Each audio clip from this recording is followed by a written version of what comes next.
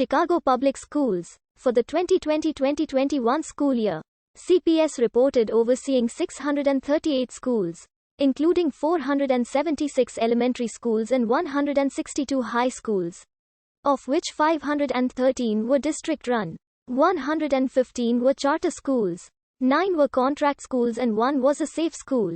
The district serves 340,658 students.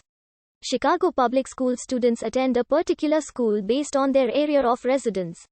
Except for charter, magnet, and selective enrollment schools, the school system reported a graduation rate of 82.5% for the 2019-2020 school year.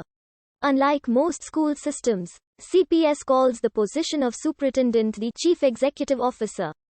But there is no material difference in responsibilities or reporting from what is traditionally considered a superintendent. CPS reported a student-teacher ratio of 15.84 for the 2019-2020 school year.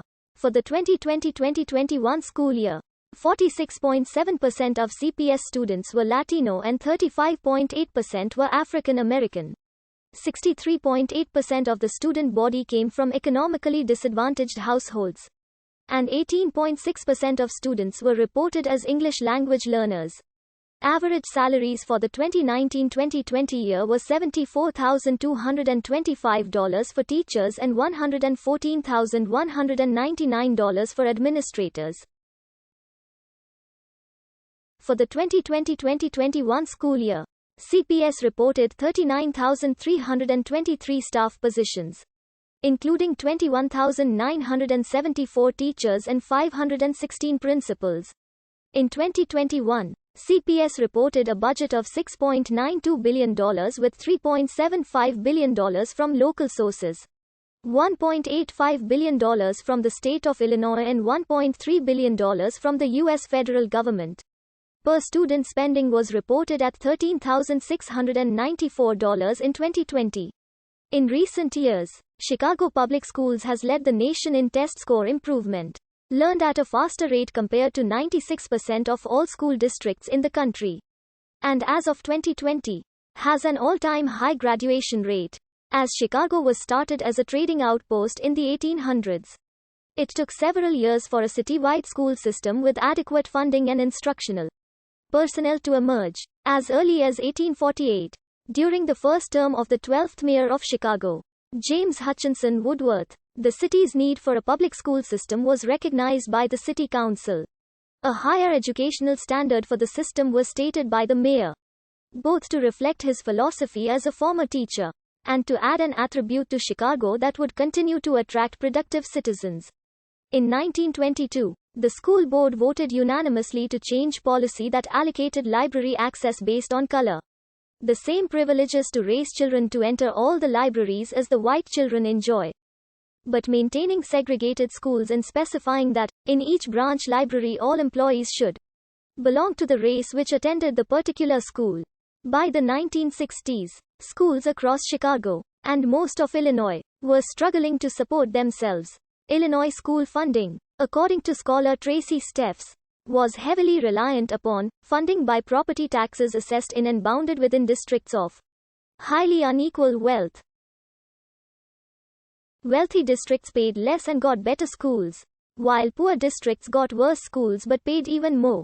The problem was compounded by soft segregation measures such as redlining and white flight, which further delineated Chicago communities upon lines of both wealth and race. The introduction of the Illinois Resource Equalizer formula in 1973 was intended to address this crisis by restructuring school financing to more evenly distribute property tax money. But many affluent white families protested the use of their taxes to pay for other communities' education, rather than only their own district schools.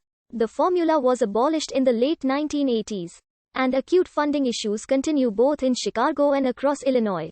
From 2001 to 2009, CPS, under Arne Duncan's leadership, closed dozens of elementary and high schools due to classrooms being at low capacity or underperforming. Despite claims that the closures would help underperforming students, University of Chicago researchers found that most of the students who transferred as a result of the closures did not improve their performance.